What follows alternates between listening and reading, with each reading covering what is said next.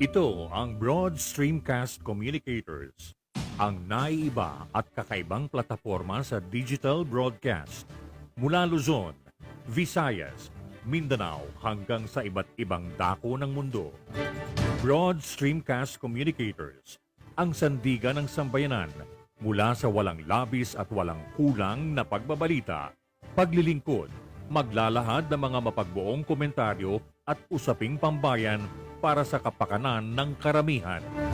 Broad Streamcast Communicators, tuwirang maglilingkod ngayon hanggang sa susunod na henerasyon.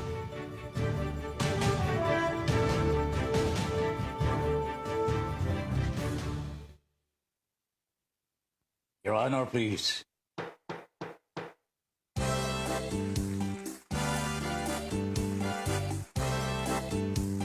Philippines.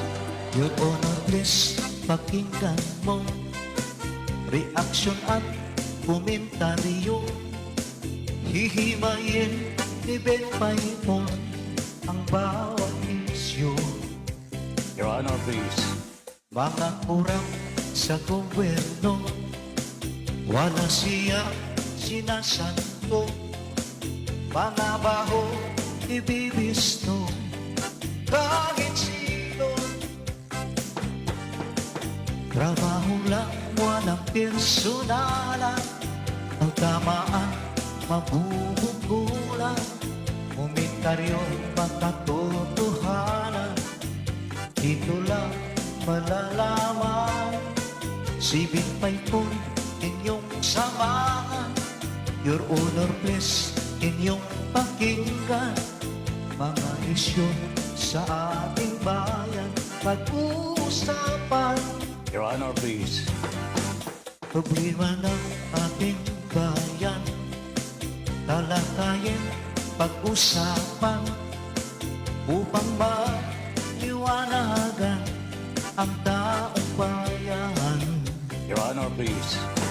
Your Honor, please, pakinggan mo reaksyon at komentaryo. Hihimayin ni Ben Paimon ang bawat isyu. Trabaho lang, walang personalan. Ang tamaan, mabubunggulan. Komentaryo, makatotohanan. Dito lang malalaman. Sibig pa'y po inyong samahan. Your Honor, please, inyong pakinggan. Mga isyu sa ating bayan, pag-uusapan. Mga isyu sa ating bayan, pag-uusapan. Your Honor, please. Philippines.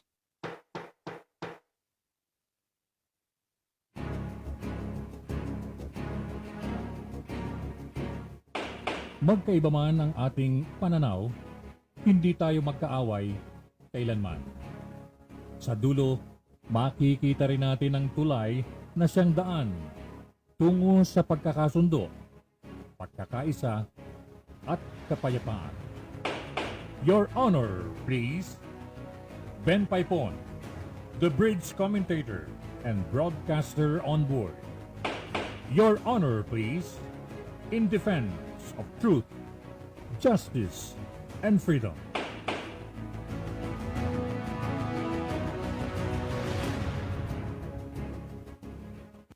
Philippines.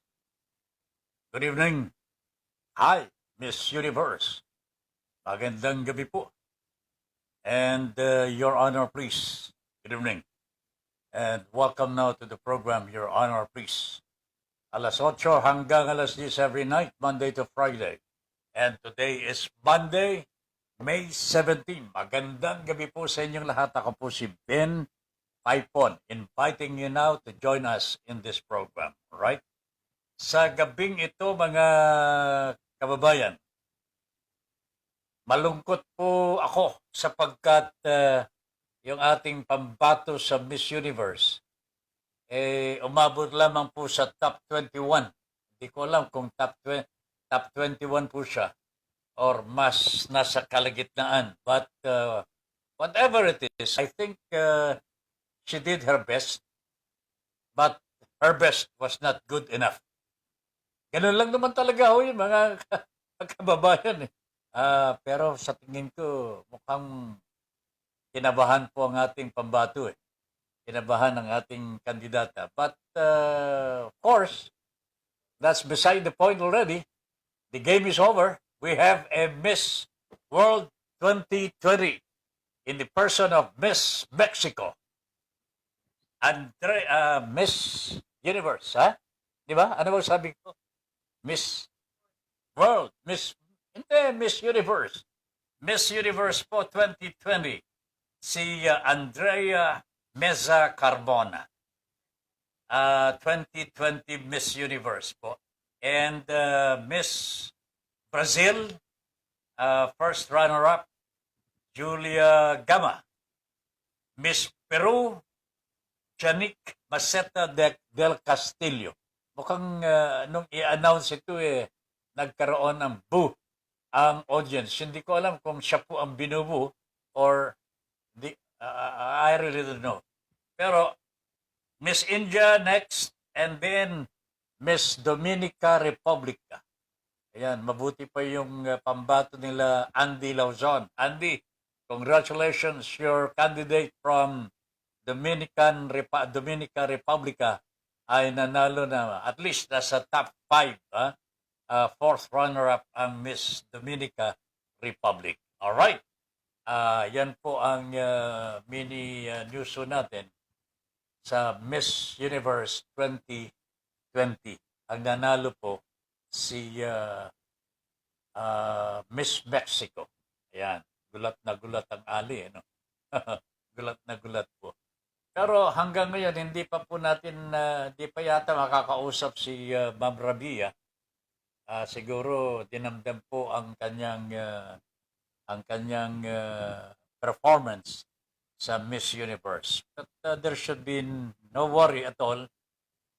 Lahat naman po ng mga tagahanga ni Ma'am Rabia ay ganun pa rin po ang paghanga.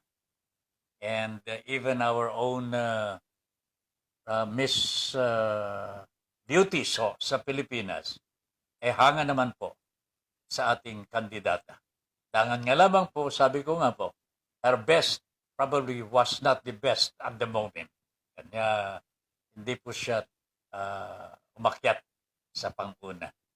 Congratulations, Miss Matea Rabia. You did your best. Alright? Sa gabing ito rin po, mga kababayan, alam po ninyo matindi po rin pong itong West Philippine Sea issue. Ayaw pong lubayan ng mga kritiko ng Pangulo, si Pangulo mismo. Kasi sumasagot Sumasagot Katulad po nito ngayon, mga kababayan, nagpapaliwanag na naman po si Mr. Miss ba o Mr.? Miss Roque po, Mr. Roque. Kung ano ang ibig sabihin ng papel lang yan. Ibabasura ko yan. Parang gano'n, no? I mean, those are the words close to what the President was saying, na piece of paper lang ho yan. Dapat po sa basurahan ang arbitral ruling ng The Hague, a Permanent Arbitral Tribunal ng United Nations. Mabigat to. Ang sabi ni Mr. Roque, wala naman daw pong ano Ano ba yung sabi ni enforcement mechanism? Yan daw po ang ibig sabihin ng Pangulo. Sa basura lang yan. Really? Mr. President, Miss Roque? Ganyan na po ba pag-intindi ng ating Pangulo? Akala ko ba naman abogado ito? Nakakaintindi sa ibig sabihin ng arbitral ruling. Papel lang po ba ito? Talaga. Kahit walang enforcement mechanism. Marami po mga nagsasabi po. Lalong-lalo na yung mga international lawyers po natin. Hindi po piece of paper po ang ruling ng arbitral tribunal. It is an international decision, no? Applicable to all members of the United Nations. Nagkataon po, mga kababayan, na ang China is a member, not only a member, is a signatory to the UNCLOS, United Nations Law of the Sea. Oh? Ang China, kanya hindi po pwedeng hindi i-recognize ang arbitral ruling na ito. Ho. Pwede niyang sabihin, hindi ko nire-recognize yan, pero hindi po pwedeng sabihin po ng China, hindi ako miyembro ng United Nations because he is a founding member. Nakakahiya ho sa bansa, sa China ang ginagawa po ng China. Pero lalong nakakahiya ang ating Pangulong Rodrigo Duterte at ang kanyang spokesperson sapagkat po pinagpipilitan pa rin po nilang ipaliwanag yung hindi na dapat pang ipaliwanag kasi masyado nang maliwanag. Mantakin naman yun ninyo. Dahil daw po sa walang enforcement mechanism, ang ruling dapat ibasura na lang. Sinusunod na po ng ibang mga bansa Ang arbitral ruling, ginagamit na po nila. Indonesia, Malaysia, the United States of America. Ginagamit na po nila itong desisyon ng arbitral tribunal because it is an international law. Sakop po lahat ng mga bansang kaanib sa United Nations Law. Ang hindi lamang po nagre-recognize dito, China po. Sapagkat siya ang involved sa pagnanakaw ng ari-arian ng kapwa bansa. That's it. So mga kaibigan, hindi ko maintindihan kung bakit ipinaliliwanag pa ni Roque. Para bagang sinasabi ho na, oy, kayong mga Pilipino, makinig kayo sa amin. Kami ang totoo. Ayop naman talaga itong si Miss Roque. Oh. Anong tingin mo sa amin? Hindi nagbabasa? Hindi edukado? Bobo? Mr. Roque, sir. Kahit na sino pa po ang makabasa at mag-interpret sa ibig sabihin ng just a piece of paper, good for the wastebasket, ibig sabihin talagang baliwala na ho. Hindi po ibig sabihin como walang enforcement mechanism, dapat nang ibasura. Hindi ho. Kanya wag na ho kayo makikinig dito sa spokesperson ng Pangulo sapagkat makakako opinion lang po niya yun. Hindi naman opinion ng Presidente. He talks about himself. He talks about his own opinion. And that is the worst thing that could ever happen to any spokesperson, mga kababayan ko po. The spokesperson, kaya nga tinawag na spokesperson Ma'am, kaya nga tinawag na spokesperson, masarap ba yung kinakain ng PA ko? Masarap po ba? Ang spokesperson, kaya nga spokesperson niya. Siya po ang tagapagsalita ng iba, ng kanyang amo. Hindi po mahalaga yung kanyang opinion. Ito, baka opinion na naman ito. Sasabihin, galing po kay Pangulong Duterte. Sabihin mo na kung yan ang interpretasyon ng Pangulo. Huwag mong sabihin, yan ang interpretasyon ko. Malaking pagkakaiba ho yun, Mr. Roque, sir. Tell the Filipino people if that is the interpretation of the President na walang enforcement mechanism, kanya sinabi po niya na papel lang yan, dapat ibasura na. Pero kung yan ang opinion mo, huwag mo nang sabihin sapagkat walang halaga yan. Yan ang walang halaga. Hindi yung papel na sinasabi ng iyong amo. Okay? So anyway, mamaya daw ho mga kababayan, magsasalita daw po si Mr. Juan Ponce Enrile. Ito ang pinakamatandang politiko ho mga kaibigan na dumaan po sa halos lahat ng presidente ng Republika ng Pilipinas. From Mr. Marcos. Marcos po ba? Oo, naging official po ng gobyerno. Ito si Mr. Enrile. hanggang siya po ay naging Senate President, okay? Ng Senado, siyempre. Okay? Pero from Marcos, I do not know if he was already in the government during the time of Diosdado Macapagal at saka si Quirino. Matanda na talaga itong mamang ito eh.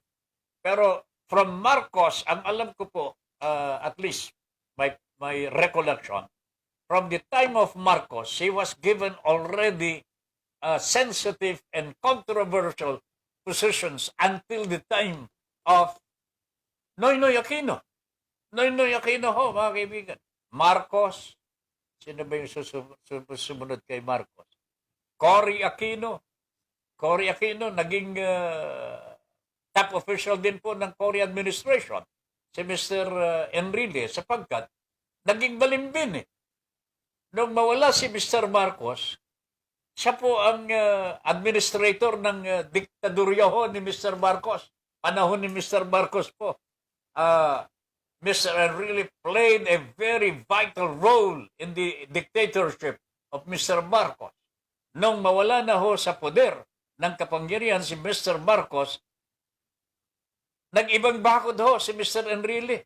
Napunta po kay Madam Cory Aquino. And he played vital roles in the Aquino administration po.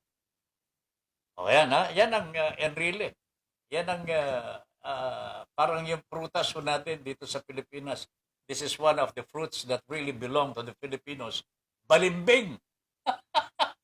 Nakatikim na po ba kayo ng balimbing? So, Marcos, Cory. Sinong sumunod kay Cory Aquino?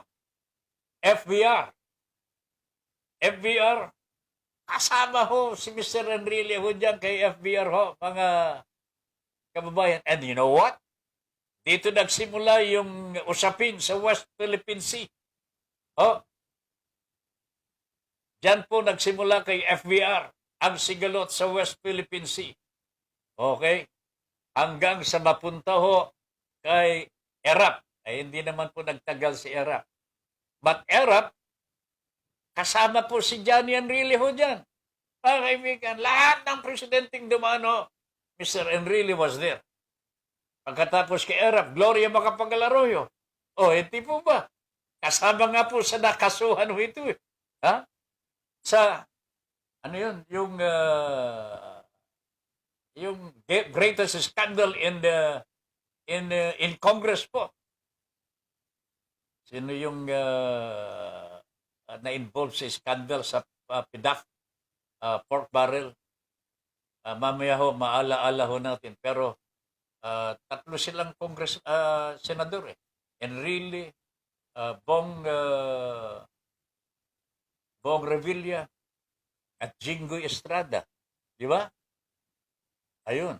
And then there are other congressmen. Pero si Johnny Enrile po, at the time of Gloria Macapagal-Arroyo, never went to jail. Ito mo na. Hindi po nakulong yan. He was able to get reprieve from the Court of Appeals, mga kaibigan. Because of old age, naligtas po sa kulungan. Very powerful man. Indeed, Mr. Enrile. Nakulong yung amo niya. O kaya wala na, nag-retire na lamang po yan. Pero hindi. Pagkatapos ni Gloria, nandyan pa si Noynoy Aquino eh. Noynoy Aquino, he was also there. O, dyan na po siya naging presidente po yata ng Senado. So makapangyarihan po si Manong Johnny Enrile ho. For all intents and purposes, he was there when the Philippines was young. O, patatanda pa lamang po ang Pilipinas. Mr. Enrile was there. Matanda na po si Manong Jenny. Pero matanda na rin ho ang Republika ng Pilipinas. Pero si Manong Johnny makakapag-retire ng mahusay, makakapag-retire ng masaya ho. Pero ang Pilipinas ho, mga kaibigan, mga kababayan ko, hindi po makakapag-retire sapagkat naliligalig pa rin. So ano ang ginawa ni Manong Johnny ng panahon niya? Wow, what a question po, mga kababayan. We will try to hear him speak on behalf of on the West Philippine Sea Ano ang alam ni Manong Johnny sa West Philippine Sea ho, mga kababayan ko? Panauhin po siya ng ating Pangulong Rodrigo Duterte diyan sa Malacanang mamaya. Hindi ko alam kung anong oras. Pero siguro after our program. Pero hindi, baka mas mauna po. Ha? Will somebody please tell us kung magsisimula na po si Manong Johnny and maybe we can also monitor in our program. Gusto ko pong madinig sa kanya mismo ano ang kanyang pananaw sa sigalot ng Pilipinas at ng China sa ngayon ho dyan sa West Philippine Sea. Anong nalalaman po ni Manong Johnny? Will he tell the truth or will he tell a lie again? Alam niyo mga kaibigan, dalawa lamang po ang mahalaga sa isang tao. Yung nagsasabi ho ng katotohanan at nagsasabi po ng kasinungalingan. We have a perfect example of a pathological liar ho in the person of Mr. Trump ng Amerika. Ito ang nagkakalat ng puro kasinungalingan sa Amerika kaya naliligalig po ang bansang Amerika sa ngayon. Dito sa Pilipinas, I have yet to find a real pathological liar ho. And if that person happens to be Manong Johnny, hindi ko alam kung anong sasabihin ko po. Maraming beses na po siyang nagsisinungaling. Maraming beses na po siyang hindi nagsasabi ng totoo. There was one time when he admitted that Marcos cheated the elections nung kalaban niya si Tita Cory. Kaya umalis na si Mr. Marcos. Tumiwalag nagbalimbing nga si Manong Johnny. Inamin po niya sa Cagayan. Minanipula po nila ang result ng national election at ibinigay ang pabor kay Mr. Marcos. Ayan ho. That was during the EDSA revolution ho, mga kababayan. Now, I'm just wondering po, ano ang ibabahagi ng dating mataas na opisyal ng Pilipinas in the person of Manong Johnny Enrile to the Filipino people mamaya sa programa ng ating bagong announcer sa Pilipinas, Roa Duterte, Rodrigo Digong, Roa Duterte. Ano kayang sasabihin? Guest daw po siya ni Mr. Duterte ho mamaya. Kanya, ewan ko po mga kababayan kung ano ang magiging paksa. I mean, the topic is all about the WPS. What he's going to talk about. Okay? So, magsasalita po kaya siya ng katotohanan o magsisinungaling sa taong bayan para paboran ang kasalukuyang Pangulo ng Republika ng Pilipinas. Ano kaya? Alright ho, habang pinag-aaralan ninyo, mag-comment po kayo. Kilala po ba ninyo si Manong Johnny Enrile? Ano po ang pagkakilala ho ninyo sa kanya? At least ako, nagsalita na ho ako. Pagkakakilala ko, ito very famous person sa lahat ng mga Pangulo. He was there. Every time we have a new president, he is always there. Mataas ang kanyang katungkulan po. Hindi ko maalaman ko. Siguro nga, Ilocano kasi. Matalino. Magaling. Hindi ko alam. Magaling. Ano tawag nun? Mangapit bahay. O kaya tumalon sa pader. Alright. Mama D, pangalawan Kahipe. Ayan, Mama D, pangalawan Kahipe. Magandang buhay po. Magandang buhay din po, Mama D. Okay, good evening. Sheila is watching. Good evening. Ayan, naka-thumbs up si Sheila. Josephine Roquero, good evening po Sir Ben Paipon at Miss Universe. And your honor, please. Blessed Monday, keep safe and your family and take care of your health every day. God bless always. God first. Ayan. Si Sheila na nagpre-pray si Sheila. Galing ano ha? Watching you now, sabi ni Josephine Roquero. Jomar Maymar, good evening Sir Ben. Where are you now, Jomar? Jenny Bricky Soldivela. Good evening po, sir.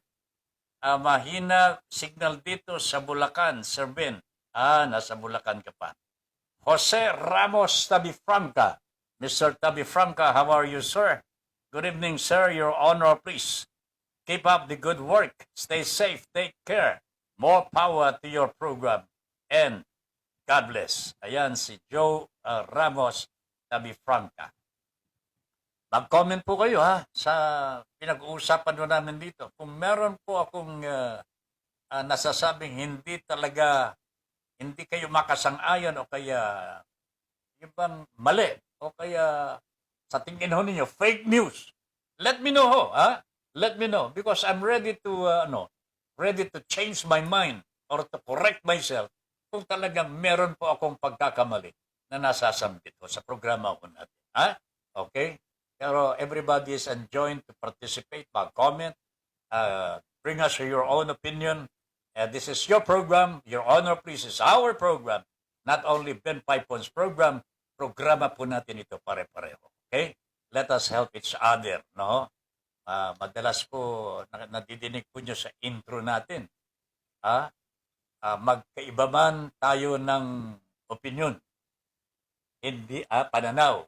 Magkaiba man po tayo ng pananaw, hindi tayo magkaaway. Sa dulo, makikita din natin ang daan o tulay tungo sa pagkakasundo, pagkakaisa, at kapayapaan. I strongly believe in that. Okay? Kanya, yun po ang intro natin. Kanya, kung meron po kayong mga opinion, mga comments, please feel free to send them to us. I will read them and kung kinakailangan bigyan natin ng meaning, bibigyan ho natin ng kahulugan. Alright? Okay. This is your program, this will be sa YouTube mamaya. Platform po ng Broad Streamcast Communicators. Doon po ninyo i-share at i-subscribe ang programa po natin pagka nasa YouTube na. Okay? Ariglado, Joe Robert Arirao, naimbag nga rabii, Sir Ben. Okay? Kumusta na po ang Kalayan, Joe? At nagpunta ba diyan ang mga taga-anti-communist dito sa Pilipinas? Nagpunta ba diyan sa Kalayan? I heard they were there last May 7. Tama ba yan, Joe? Pakibalitaan mo naman kami dito. Alright, watching. YC Rudwak. Hi po, Sir Ben. Keep safe po. Okay? Watching. Ben Honey. Good job. Sir, God bless you po. Si Ben Honey. Wilma Zamora. Good evening po. Sir Ben. Benz Sales is watching. Good evening. Eden Pedralves, my classmate. Good evening, Ben. I'm watching your program. Your honor, please. More power. God bless. Ingat lagi, sir. Sir Ben. Aim nyo dati, hinahangaan namin si Secretary Roque. Ano na to? ATM. Sir Ben, alam nyo, dati hinahangaan namin si Sec Roque kasi isa siyang human rights lawyer. Pero noong siya ay naging spokesperson, tumaas na ang hangin. Tama. Sa sarili. Anyari, sir, nagtatanong lang po. Alam mo, madalas kong sinasabi yan bilang observation ni Tata Ben Paipon. Hanga ako dyan Kasi lawyer at saka human rights advocate po yan. Talagang ipinagtatanggol po niya yung mga nilalabag ang mga karapatang pangtao. Pero nung naging spokesperson ni Mr. President, yumabang Bakit? Hindi ko na maintindihan kung anong pinagsasabihan nito. Pati yung mga human rights violations, walang kwenta na sa kanya. Ang may kwenta lamang po yung kanyang amo who has been violating human rights from the time he was the mayor of Davao. Dahil marami na pong napatay dyan sa Davao. At maraming nagsasabing DDS o Death Squad Ani Digong Death Squad ang may kagagawan. Okay? Kaya nga ho nakulong si Ma'am Laila eh. Iniimbestigahan ho yung DDS ho eh. Ha? Kaya nga nakulong eh. Pero hanggang ngayon, hindi pa po matapos-tapos sapagkat nakakulong ho si Ma'am Laila ho eh. Pakawalan na ninyo yan. O, ano, pinagtatanggol pa ni Rockwell ngayon eh. Human rights violation yung ginawa kay Ma'am Laila de Lima. Tama ka dyan, Mr. Jose Tabifranca. Pareho tayong humahanga kay Miss Rockwell nung araw. Pero ngayon, medyo mahirap na. Hindi ko lang alam kung si paring Willie Espiritu, for your information, hanga pa rin kay Mr. Rockwell, Miss Rockwell. Parang Willie, hanga ka pa ba kay Miss Rockwell? Ay, nanonood si parang Willie Espiritu. Pakinggan po ninyo at panoorin po ang kanyang programa everyday, Monday to Friday, alas 7:30 hanggang alas 9:30 po yan. Okay? Ng umaga, for your information. Makahulugang mga balita at komentaryo din po ang laman ng programa ni parang Willie Espiritu. Angelica Paz is watching. Ma'am Angelica, magandang gabi po. Good evening and a blessed week ahead. Sir Ben Paipon, your honor please. And Ma'am Lynn, more power, God bless, and keep safe sa inyong lahat sa BSCC family. Oy, De Los Santos Christopher. Oy, binaliktad mo ng pangalan mo. Palibasa, matagal kang nawala. Kuya Ben, ano dapat gawin sa taong... ayan, sandali kasi natakpan po ako ng kamay. Kuya Ben, ano dapat gawin sa taong paasa? O, ano kaya ito? Na kahit ID man lang hindi makapagbigay. Nag-represent ka ng isang media organization, tapos freelance online reporter, okay?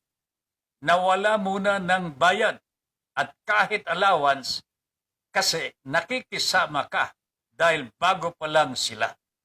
Pero mag-request ka man lang ng ID, hirap pang ibigay. Kailangan mag-submit muna ng report 2 times a week. Ultimong media ID, di man lang makapagbigat. Christopher De Los Santos, ay, nagre-reklamo ka na ba? Hindi ka mabigyan ng ID. Oy, mahal din yung ID. Pare, at saka, hindi lamang po yung kabayaran doon sa ID, ang iniingatan ng may-ari ng institusyon.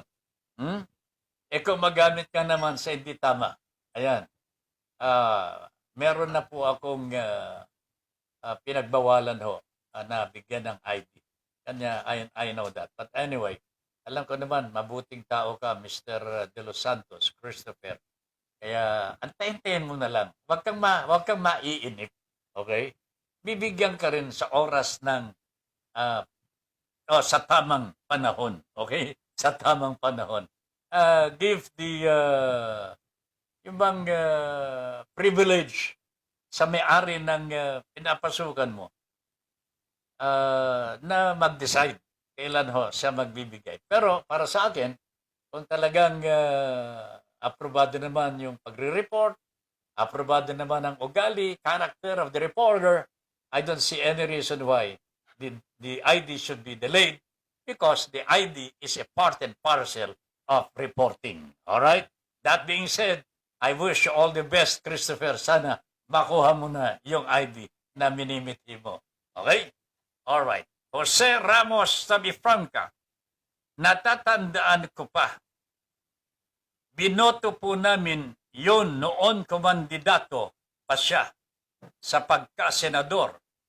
Pero ngayon, nawalan na kami ng gana sa kanya kasi lumabas na ang kanyang tunay na kulay. You must be referring to Manong Johnny Enrile, sir. No? All right. Sa SA All Shopee is watching. Ano kaya ito? Shopee? Malu Fernando. Malu, how are you? Good evening. Magandang gabi, sir. Tao pala ito, hindi Shopee. SA All Shopee. Magandang gabi sir. Charlie Fry. Charlie, how are you, sir? Good evening, Tata Ben. Magandang gabi, Charlie. And really will say whatever you want to hear. He will indulge you and will make you feel good as long as you compensate. Ay, no. Ang ibig sabihin po ni Charlie, pagka nagsalita ho si Manning Johnny, may kompensasyon. Hindi ko alam kung ano yung kompensasyon. Pero, I really don't know. I wonder paano nagawa ho ng ating Manong Johnny sa Cagayan po ito eh. Paano siya nagiging malapit sa lahat ng mga pangulo ng bansa? From the time of Mr. Marcos hanggang dito kay Noynoy Aquino. Maliban ho dito kay Mr. Duterte, mukhang hindi, nag-retire na po siya dito eh. Okay? Nag-retire. At saka may kaso siya eh. Noon, may kaso pa siya. Okay? At Mr. Enrile, katakataka po how he is able to survive and be a part of every organization, every president that comes about dito po sa ating bansang Pilipinas. Okay?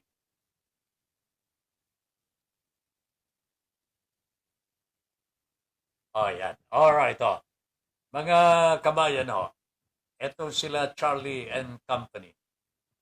Nagpamigay po sila ng puhunan noong linggo sa kanilang programa. 5. Siguro naman ho, meron nang makakapagpagawa ng resort ngayon. Charlie?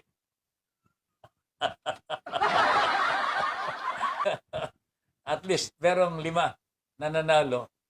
Simpleng puhunan po. Pagsisimula ng negosyo. Ayan. And probably succeeding weeks of madadagdagan as time goes on. At habang may tao, habang may tutulong sa mga programa sa BSCC, lalong-lalo sa mga may intensyon na tumulong, katulad po yung kay Charlie. Mga kaibigan, maniwala ho kayo, marami pong tutulong ho dyan. And I hope, Charlie, you will get what you want. Makatulong ka sa taong bayan, tutulungan ka rin ng ating mga kababayan para makatulong ka sa iba. Okay? Good luck, my friend. Good luck. All right.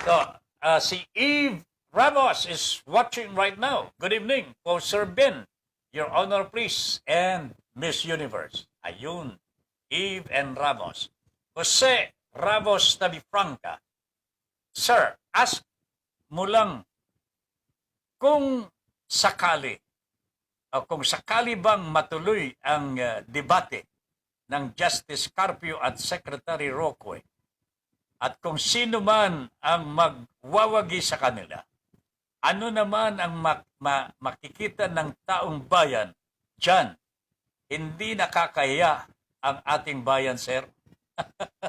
Alam po ninyo sa akin, Mr. Tabifranca, nakakahiya ang magdebate ang isang Justice of the Supreme Court, ang isang spokesperson lang. Wala sa level eh. Wala sa level. Wala, hindi magkaparehas eh. There is no comparison at all. Walang comparison. Kahit parehong abogado yan. The experience and the education is so, masyadong malawak ko ang pagkakahiwalay sa dalawa. Kaya walang silbi. In the first place, hindi naman po policy ang sasabihin ni Mr. Roque. Hindi. Kaya nga magdidebate because of the policy anong policy ang sasabihin ni Mr. Roque? Hindi naman po siyang presidente. Whatever he says is his own. Wala ito mga kaibigan. Let us never dream of this. Let us not even think about it that it will prosper. If it does prosper, hindi ko alam kung anong turing ko kay Mr. Carpio. Pumatol hindi ko na alam kung anong sasabihin ko, anong kasunod dun. Mr. Tabifranca, pumatol sa, sino? Charlie, pumatol sa, ano kaya? Ang kasunod dun. Eve M. Ramos, pumatol si Carpio sa, hindi ko na alam. Sammy Gabot, anong kasunod nun? Halimbawa, magdedebate si Carpio at saka si Roque. Si Justice Secretary pumatol sa, lagyan na nga ninyong kasunod.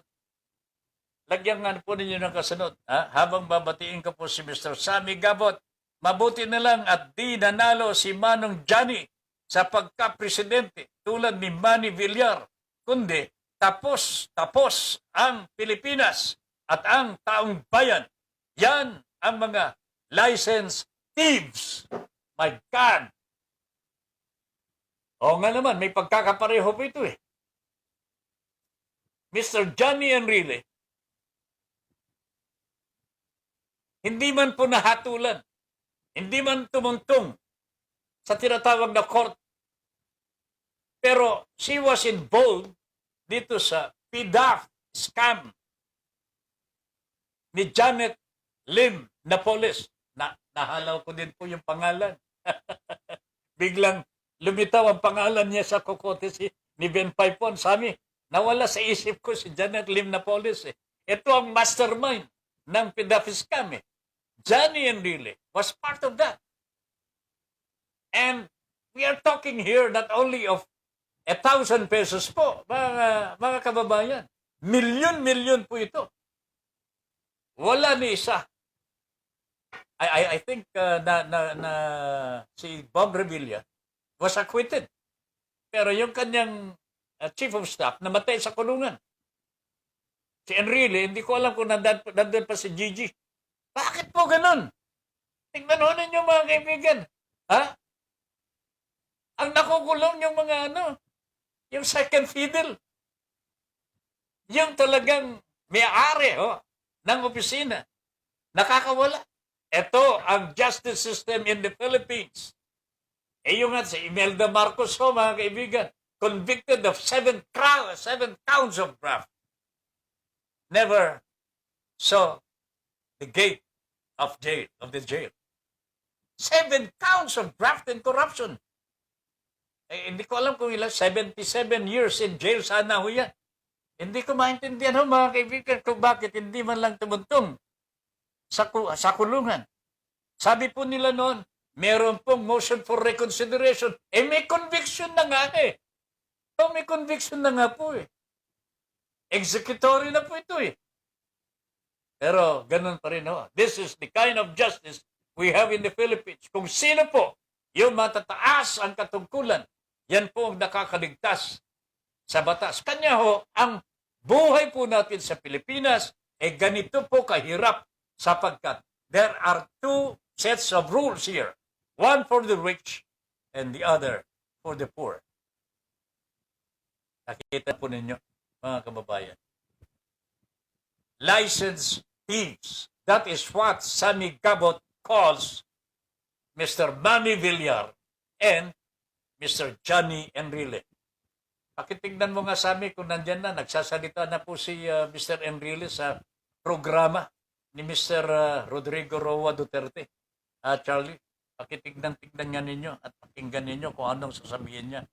Ricky Tisoy, pre, ano ba gagawin ko sa isyo natin? Andre, mamaya, pagkatapos ng ating programa, mag-usap po tayo. Huwag ka munang matutulog. Makinig ka muna. Gwen Marie Aquino.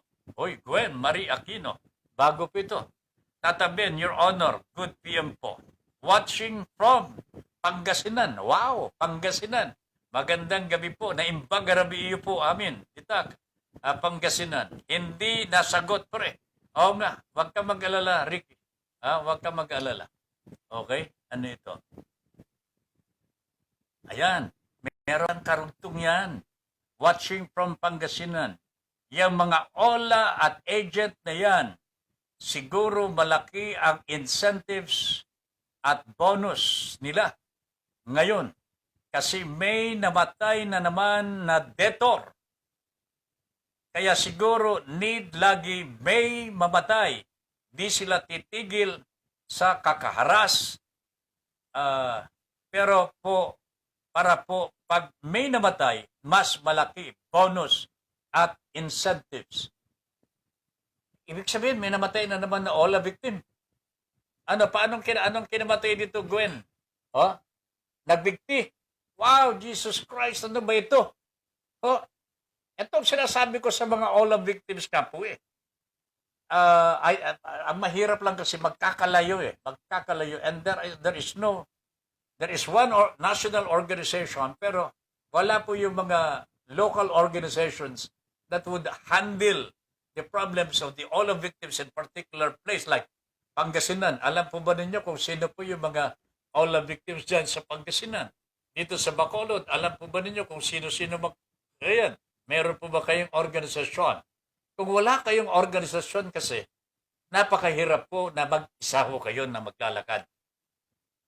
Hindi talaga kayo magtatagumpay maliban lang kung siguro may kakilala po kayong mataas na opisyal ng gobyerno natin na may sakop po dito sa mga online lending. Pero kung wala, mahirap po eh. Napakahirap po ito. Kahit kami po, napakahirap po mag-follow up nga ho eh.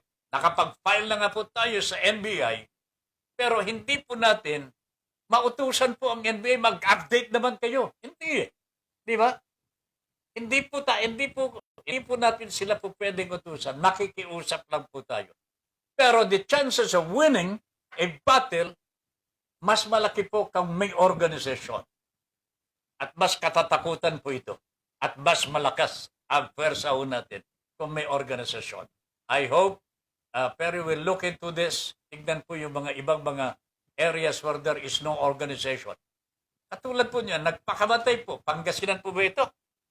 Ito si Jake L. Albay. Born July 26, 1998. Batang-bata pa po ito. 22 years old. Funeraria Dan Lingayen. Diyos ko po, ano ba ito nangyari sa kanya? Sige nga. Tingnan mo nga. Nasa funeraria na po siya, 22 years old. Hindi po makayanan po yung panghaharas na ginagawa. Ito ba yung istorya? Si Jake po, ito po ang istorya ni Jake. Si Jake po, isa sa mga tinulungan ko nakapag-apply sa Japan sa isang agency. Pinagpasa ko siya ng mga resume at tinatawagan siya ng isang agency para sa employer's interview. Tinuruan ko po paano sumagot sa employer after niya ma-interview. Nakapasa siya bilang trainee sa Japan. Wow! Ngunit itong linggo lang, biglang na-message sa akin, mama niya, nawala na si Jake.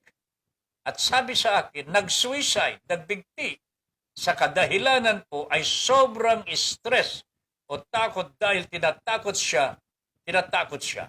Si Jake po ay nagkaroon ng loan apps, ngunit lumaki ng lumaki ang tubo, halimbawa 3K, inutang, mga ilang araw na nag-add ng 3K hanggang sa pumatong at lumaki, hindi sapat pinapadala ng ate niya at mama niya sa pambayad. Oh my goodness. Hindi niya sinabi sa magulang dahil natatakot. Kasama ni Jake sa bahay ang papa niya at ang mama at ate niya ay OFW sa Dubai. Isang araw nga nakipag-usap pa sila sa Messenger at masaya ito. After mag-usap, mag-message ang sabi kahit anong mangyari daw, mahal na mahal niya mama niya. May iniwang letter si Jake bago mag-suicide kasama ang SIM card at convo ng natakot sa kanya sa utang niya. Kaya ako mag-post dahil may abiso sa akin mama ni Jake Albay kahit man lang sa paraang ito hindi na mangyari pa sa ibang mga anak. Kaya pinaalalahanan ko sa lahat ng magulang na mag-ingat at paalalahanan ang mga anak na huwag subukan yung loan apps. Hoy, makinig po kayong mabuti mga nanay, mga lola. Huwag nang subukan itong loan apps hanggat hindi maayos ang gawa nila. Okay? Kaya ayan, sana mabigyan ng hustisya ang pagkamatay ni Jake kung sino man yung taong nanakot sa kanya. Ako po ay nakikiramay sa pamilya ni Jake Albay. Pag-pray po natin ang kanyang kaluluwa. Ayan po. Si, si Gwen? Si Gwen ba yan? Hindi. Alright. Masakit po yun. Nag-suicide po yung bata, 22 years old. Dapat papunta na ho na sa Japan. Pumunta na po sa training. Hindi nakayanan po ang harassment ng mga loan sharks at ang kanilang mga kolektor. Yung kolektor po ang mabigat po dito eh. Kasi nananakot. Isipin nyo, bibiyakin ang ulo mo, kukunin yung utak mo. Pagkatapos, ang masakit po dito, yung mga kamag-anak, mga kaibigan mo, ibinabalita na scammer ka, and so on and so forth. Masakit po ito.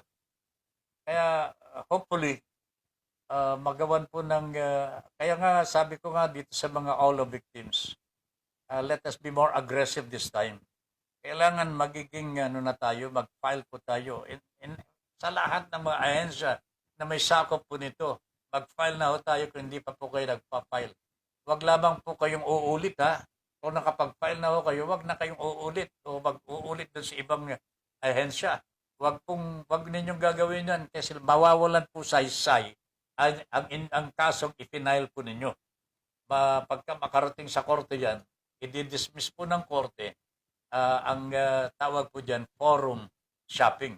Mawawalan saysay ang kaso. But I urge all the victims to be more aggressive. Mag-usap-usap po tayo. Hanapin po ninyo sinong pwede nyong kasangga sa inyong lugar.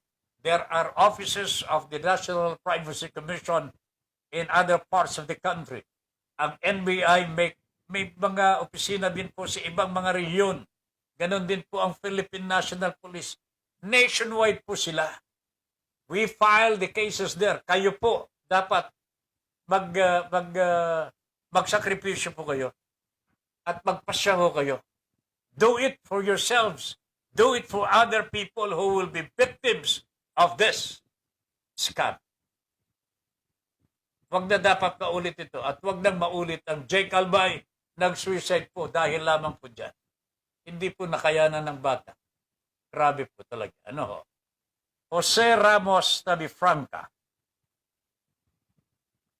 Alam niyo, Sir Ben, si Senador Enrile, ang isang taong hinahangaan ko kasi magsimula kay Presidente Marcos hanggang kay Ramos, yan ang mga tao na marunong maglaro sa politika. Kaya lang, siya naman ang unang binansagan na balimbing. I'm so sorry to say that, sir. But that's true. Yan po, talaga, dyan po nag-umpisa yung balimbing. Oh? Kasi lahat ng presidente ho, kaya niyang pasukin ho eh. And he was part of the team of the president. From the time of Marcos hanggang kay Noynoy Aquino, that's Mr. Enrile ho. Kung hindi po marunong yan, hindi ko alam. Pero alam po ninyo, merong pong edukado at marunong, merong pong edukado at walang pinag-aralan. Okay? Ayos. Alright, ano ito? Okay. Annalisa Sally, good evening po, Tata Ben. God bless you po. God bless. Charlie Fry. Nung unang panahon, talagang umagos ang luha ni Manong Johnny nang sumalpok ang isang malaking asteroid sa mundo at naubos ang mga dinosaurs na alaga niya. At kaya napatay ni Lapu-Lapu si Magellan dahil hindi nakinig ang Kastilang Conquistadores sa payo ni Manong Johnny na huwag lumanding sa Mactan. Langya ka, Charlie. Ibig mong sabihin, buhay na si Manong Johnny ng mga panahon na yun. Nakasalamuha pa niya mga dinosaurs. Ha? Okay rin itong si Charlie, ha? Alright, oh. De Los Santos Christopher, 1 year. Nalubipas, Kuya Ben, talagang paasa, mahirap maging mabait inaabuso. Really? Ikaw kasi, kung saan ka pa nagpupunta eh. Hindi ka na nakikipag-usap sa broad streamcast communicator. Subukan mo. Kausapin si Manong Tony Salaw. Baka kako magkasundo kayo mabuti.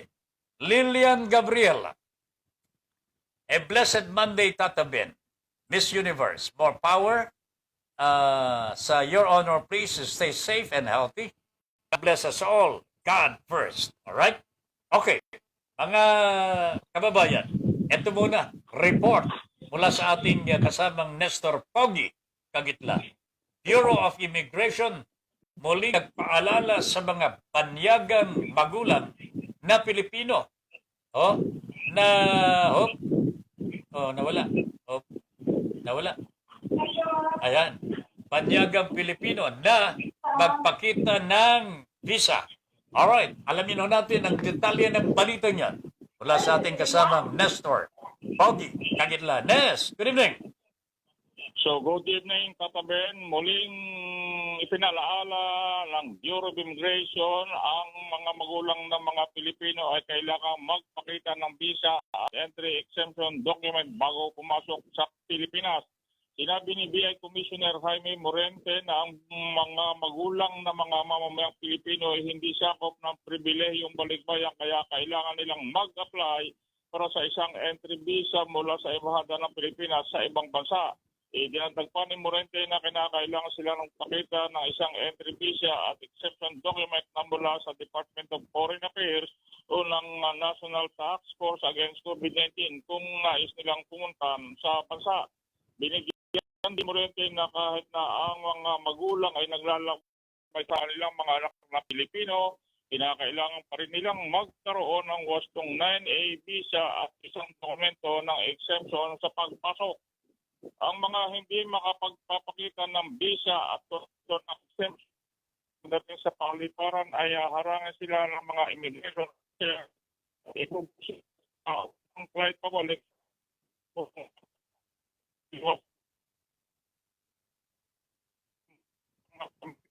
Pilipino na naitulak sa Pilipinas. Para sa Your Honor, please, ng broad stream platform. Bakit? Thank you very much, Mr. Nestor Pogi Kagitla. Parang nakakain ng balimbing na prutas.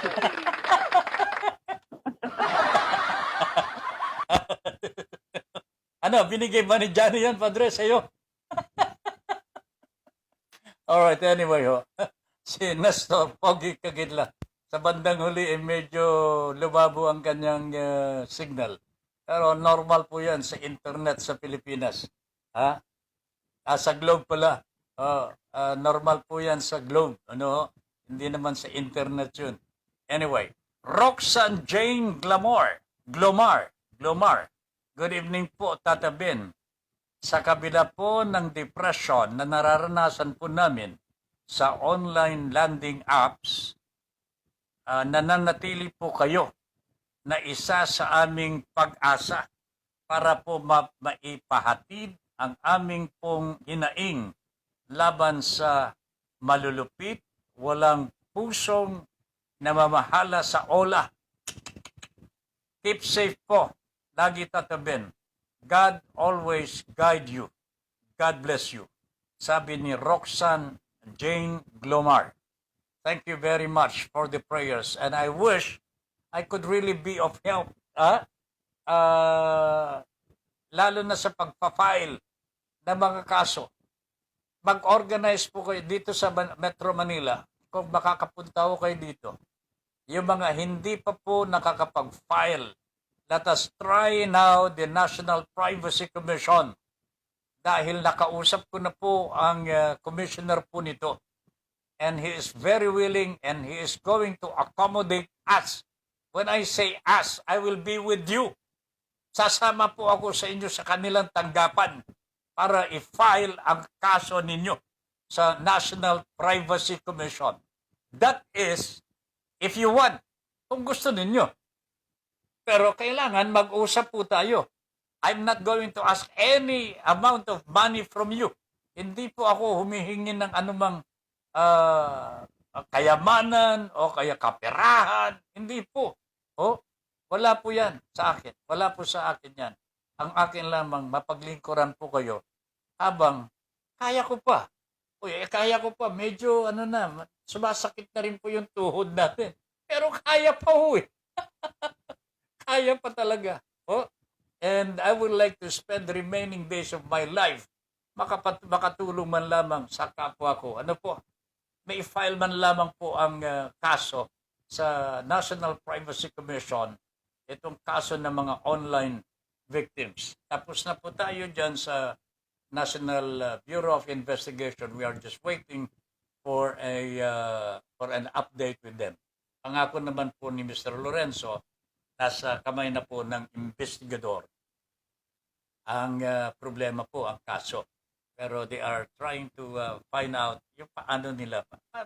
Alam naman ninyo, hindi po basta-basta ito sapagkat itong mga ola na ito, itong mga loan sharks, wala ho tayong nakikita sa kanila eh.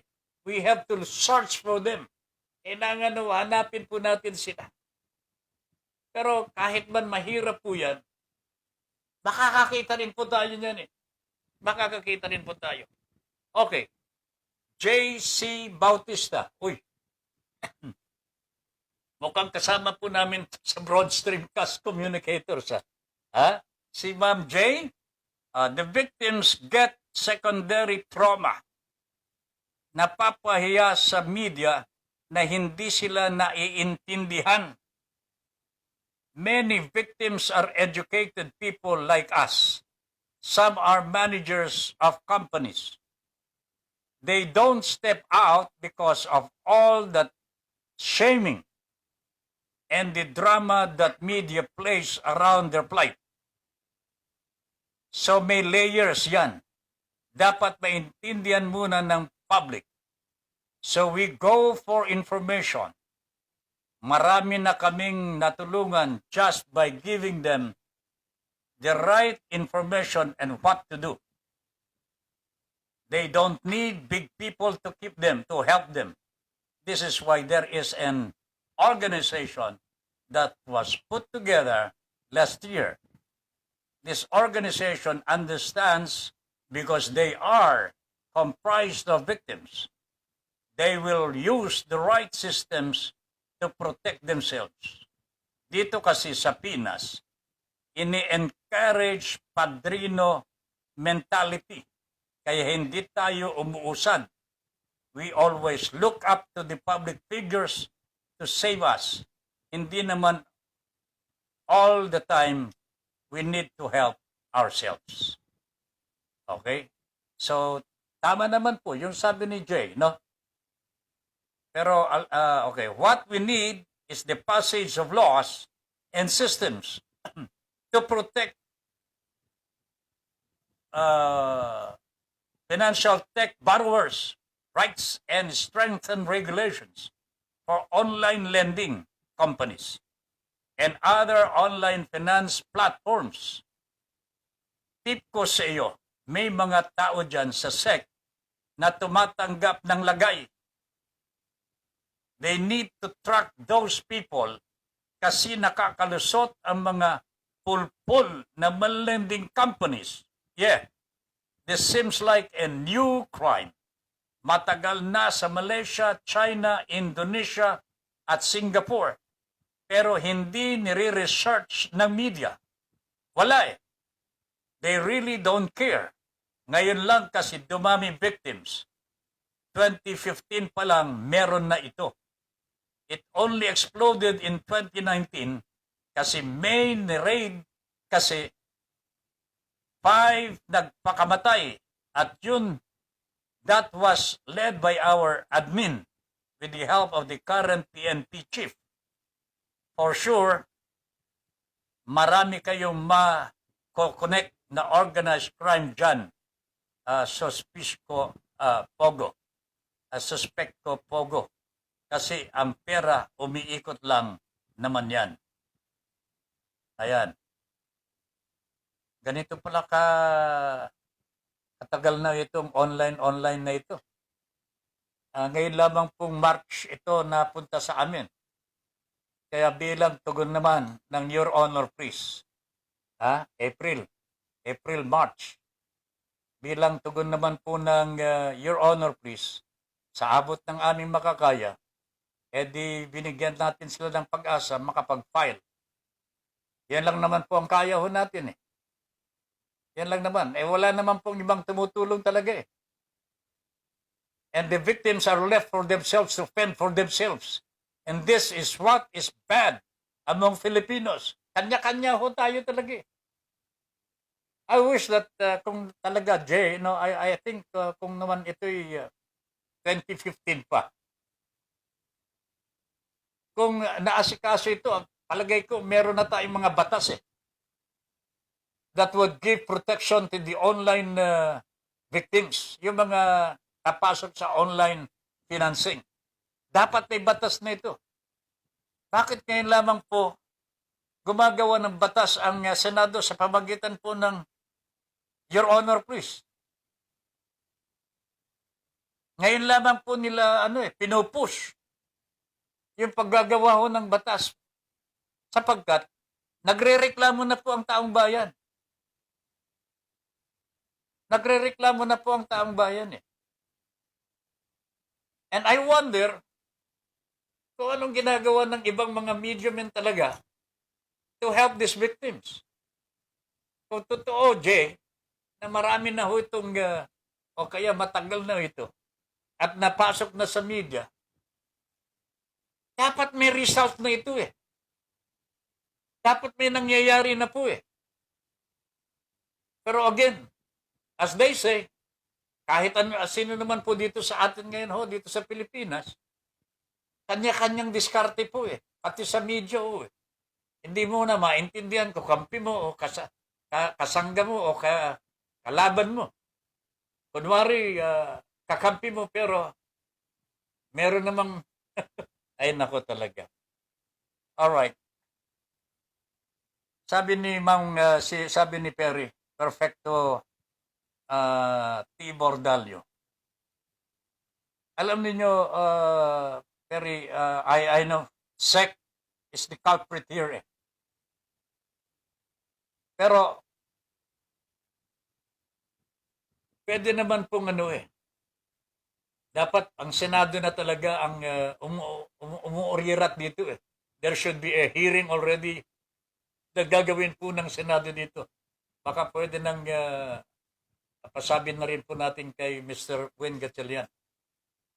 Magpa-imbestiga na ho sila sa SEC. Pero I guess even the National Privacy Commission, we should try to ask help from them already. Sapagkat sila po ang tanging ahensya ng gobyerno talagang may scope po dito sa online lending na ito eh. May violation of the privacy of every all a victim eh. Private na po yung nilalabag ng mga online lenders. And why is it that there is no protection for these people? Well, under the National Privacy Commission, meron pong batas dyan to protect the interest, the rights of the private citizens. Pero hanggang doon nila, paano naman yung mga online lenders, online loan sharks? So ito ho, dapat pinagtutulungan talaga. And I hope that our office, ito yung broad streamcast communicators natin, ay medyo sumaklolo po dito kasi nakikita po, malawakan po itong problemang ito eh. Malawak po ito, mga kababayan. Okay? So sabi ni Ma'am Perfecto, SEC talaga ang dapat questionin dito. Paano natin ma-question ito kung hindi tayo mag-file ng kaso laban sa kanila? Ganon din po, i-refer na po natin sa Kongreso at dito sa Senado.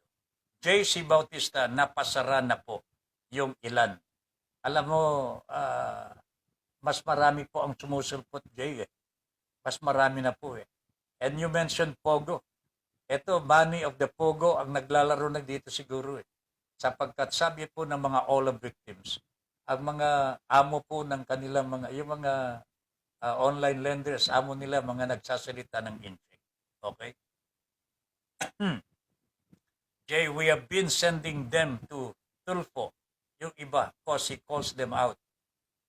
Ang problema po, hindi yata siniseryoso doon sa Tulfo Brothers. Anyway, sana po makatulong na po sila. Jay, Yup, because they are allowing these companies to thrive.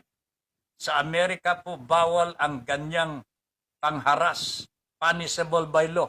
Even now ho, meron tayong batas ho eh. Punishable by law itong privacy, yung paglabag sa pagpribadong ari-arian ng tao. Bawal talaga ho yan. Merong anti-cyber law. Meron tayong national privacy law. Oh. Unfortunately, walang ano eh. Walang complainant eh. Yung talagang nagpupursigi. Kanya, tuloy-tuloy po ang kanilang tuloy-tuloy po ang kanilang nenegosyo dito.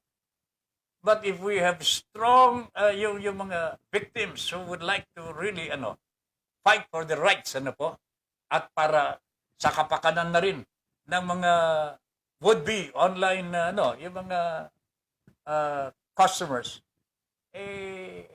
mag-file tayo ng kaso dito. Perfecto. Yes po, kay Senator Win ang pag-asa dahil lahat ng government office, konektado sila. Sad-sad ang taong bayan. Alam mo, Terry, sa totoo lang, maraming nagsasabi sa akin, ang SEC talaga, nandyan yung problema. Ang problema ho natin, mas marami po yata yung mga bayaran dyan sa SEC sa ngayon kaysa dati. Because talaga nagtra-tribe po itong online lending eh. Kasi mantakin po ninyo ang tubo. Uutang ka ng 3,000. Kukunin nila ng kalahati. Kalahati interest. And you have to pay it within 7 days or earlier. Kung hindi, haras ka na. Patay ka na. And therefore, makikita ho ninyo ho mga kaibigan. Magtra-tribe po ito because nobody controls it. I was talking with the NBI. Ang sabi po ng NBI sa akin, sabi, salamat, nag-file kayo ng kaso. Meron kami mapagsisimulan. Paano nga naman ho mga kababayan? Anong iimbestigahan ng National Privacy Commission? Anong imbestigahan ng SEC? Anong imbestigahan ng NBI kung walang magrereklamo? There has to be a formal complaint. Yun lang naman ang kailangan ho para mapagsimula itong mga government agencies na ito. And they are all spread all over the Philippines. Itong online na ito is all over the Philippines also. Paano natin mapipigil ang mga ito? Hindi pwede puro daldal eh. Hindi po pwede ho eh. Jay Bautista says, matagal na ito tatabin. Pero nalaman lamang po natin ito. Hindi. April. Meron na po kami nagawa. Jay, meron na kami nagawa. Nandun na po sa Senado. Kausap ko na si Sherwin. Kausap ko na po si Mr. Liboro. Kausap ko na ang NBI. We are doing something for the online victims right now. But they have to help themselves too. Kailangan magpasya din po sila. They have to have that conviction to protect themselves and to protect others who would be victims. Hindi po madaling gawin ito. Alam ko, Perry, hindi talaga madaling gawin ito.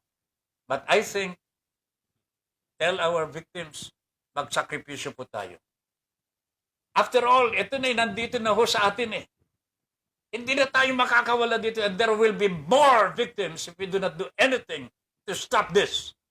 Kailangan ho, concerted effort. Hindi po pa isa-isa lang. That is why, dapat po dito, yung mga media men na talaga, dapat po pinag-uusap-usap din eh. Pero, napakahirap pong tanganan ng mga media men. Maniwala po kayo sa hindi. Mag-organize na po kayo ng ibang organisasyon. Huwag lamang po sa media. Baka hindi ninyo kaya. Anyway ho, that's how it is in the world today. Ang akin lamang po dito, ang mga victims, ang unang pakikiusapan ko po, magsakripisyo po tayo, lumaban po tayo. Okay? Lumaban po tayo. Okay? Nabasa ko na yan. Okay. Okay. J, yup, and they close one. Bukas may bago na naman. Marami silang pera eh. At alam mo, this is the worst. And this is why the sex should be investigated here.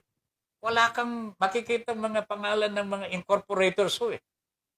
And then yung mga online businesses nila, peso, kung ano-ano pa po mga yan. Hindi ko na alam yung mga pangalan ng mga online firms nila. Walang tao eh. Pagkatapos yung kanilang mga collector, walang tao po eh. Pero meron pong tumatawag. Ano ito? How the Carabao? So this is the work of the Superman. This is the work of the Philippine National Police. Investigating bodies po ang kailangan natin dito. The National Bureau of Investigation. Marami pong paraan para makita po ang mga kriminal. Paano tayo nakakahuli ng kriminal? Alam po ng pulisyan, alam po ng NBI, pero si Ben Paipon hindi niya alam yan. Pero pwede natin pakiusapan itong mga government agencies dito. After all, they are our protectors. Hindi ba nila alam mag-imbestiga? Nakikita ho nila yung pumatay sa isang tao kahit wala doon. They know how to investigate.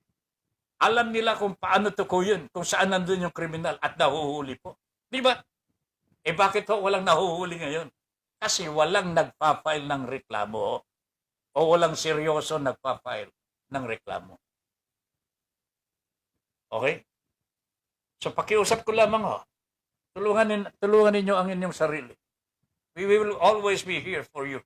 Basta nandito po kami. Kung may tutulong kami, you have it. Okay? Masahol pa sa 5-6. Sabi ko nga hindi mag 5-6 na ho kayo. Kasi yung Bombay, hindi umaalis sa kanyang pwesto. Nandyan ho, makikita ho ninyo, hindi kayo tinatakasan eh. Pero kung kailangan nyo ng pera, nandyan po yung Bombay. Masama bang ginagawa? Masama ho kasi medyo mataas ang interest. Pero siya po bang nakakatulong sa inyo? Hindi po ba kayo natutulungan? Ang daming nakakaangat po ng kabuhayan po ngayon. At least nakakariwasa o kaya nakaka-break even because of the Bombay. Okay? So ito ho, mabuti, sabi nga ni Jay, mabuti pa ngayong Bombay. Hindi nagtatago eh. Pero yung online, nakikita mo ba? Okay. Josephine Taledillo. Sir, good evening. Buti nakaaabot pa din kaso lang matapos na. Salamat sir. Sana po wag nyo iwan. More power to your program. Salamat din po. They are part and related to the corporations. They will not investigate their own mess. Perfecto Bordalio. Kaperi. Sa tingin ko, kahit na may kakampi sa loob, hindi lahat. Tingnan mo sa Bureau of Immigration. Ito mo ha, ngayon naglilitawan po yung mga hayop dyan. Di po ba nagkakabulgaran? So ngayon nakikita po kung sino yung matino, hindi po yung at saka yung hindi matino. Ganyan din po mangyayari sa SEC. Maniwala ka, somebody has to file the complaint.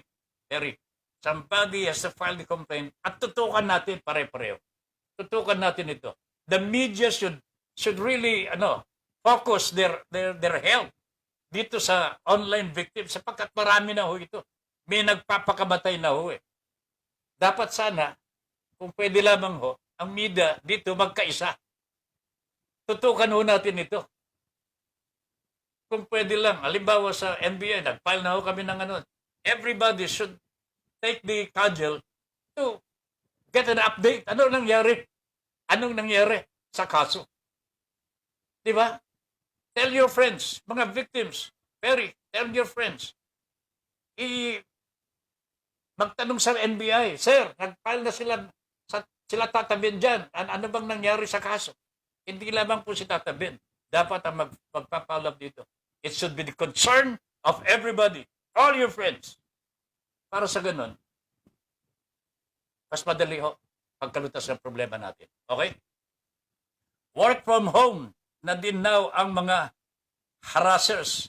Mas maganda nga sa kanila ngayon kasi pwede silang magmura-mura. Walang nakakarinig sa kanila sa kanilang sariling tahanan, Jay. That is the most, yung napakahirap po sa atin. Hindi natin sila nakikita. But I'm telling you, the policeman, the investigator of the NBI knows what to do sa mga hindi nakikita mga salarin. And this is where we need the help of the NBI and the Philippine National Police. Hindi po alam ni Tata Ben yan mag-iimbestiga o maghahanap ng mga salarin. Hindi po. Pero alam ko, tumulong sa pagpapile. Yun po ang pasimula. Okay? Hayaan na po natin ang mga investigador at mga pulis hanapin po yung mga kriminal. Pero as I've said, sana po magtulungan ang bawat isa. Yung kaibigan ninyong mga media men, sabihin po nyo may final na po kaso sa Philippine National Police, Mr. Rodriguez, General Rodriguez, Perry, di ba? Meron na dyan. Sana pa-follow up po sa mga ibang members of the media. Ganon din po sa NBI. Meron na pong nakafile dyan. Hindi ko alam kung ako, nag-follow up na po kami last week. Pero lumiban po, humingi ng paumanhin. At siguro within this week, we will have Pero maganda ho, lahat yung mga other media people na kaibigan ninyo, mag-imbestiga rin, mag-follow up po para tanungin, kumusta po yung final na kaso ng mga all victims po dyan? Sinamaan po ni Mr. Ben Paipon. Hindi naman po masama banggitin yung pangalan ko. Pwede naman, hindi na nyo banggitin. Pwede, all victims. Alam na po nila yan eh. Okay? Ayos.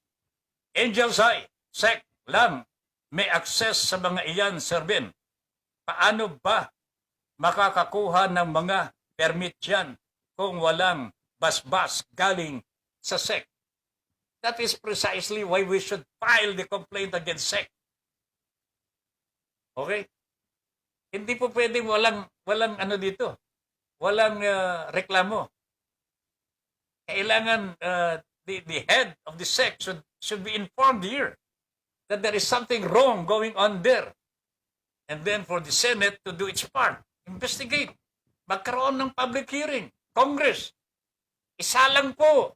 Yan ang kailangan natin eh. Isa lang po yung mga nandyan sa SEC. Magpaliwanag ho sila. Bakit nagbibigay ng permiso na walang pangalan may-ari? Sige nga. Kung may pangalan, sino-sino mga ito? Lilitaw ho dyan. Pogo operator. Ayan. Sinong protector ng mga Pogo operator? Sino? Alam siguro ni Christopher de los Santos yan. Padre, de los Santos Christopher is watching Ricky Tusoy mag-file magreklamo sa NBI. Nag-file na kami. Others should do the same. Okay? Angel's Eye. Kaya dapat ang SEC ang sampahan ng kaso para mapatigil ang isang iglap. Yung mga ola na yan. Pwede. SEC ang ireklamo. Pero saan natin irereklamo ang SEC?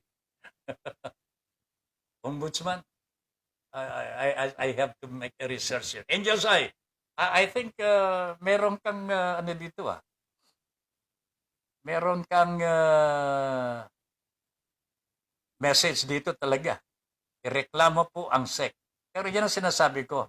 Congress should now investigate kasi may problema sa SEC.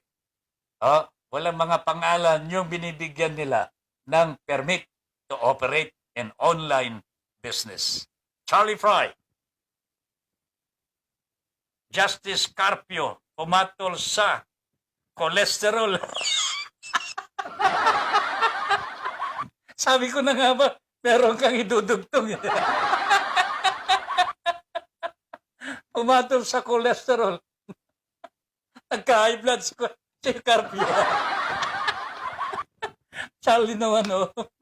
Wag naman. Si Carpio magkaka-high blood dyan. Alright, ano ito? Justice Carpio, P-U-M. Pam. Carol Balienas. Good day, God bless. Okay? Pumatol sa cholesterol.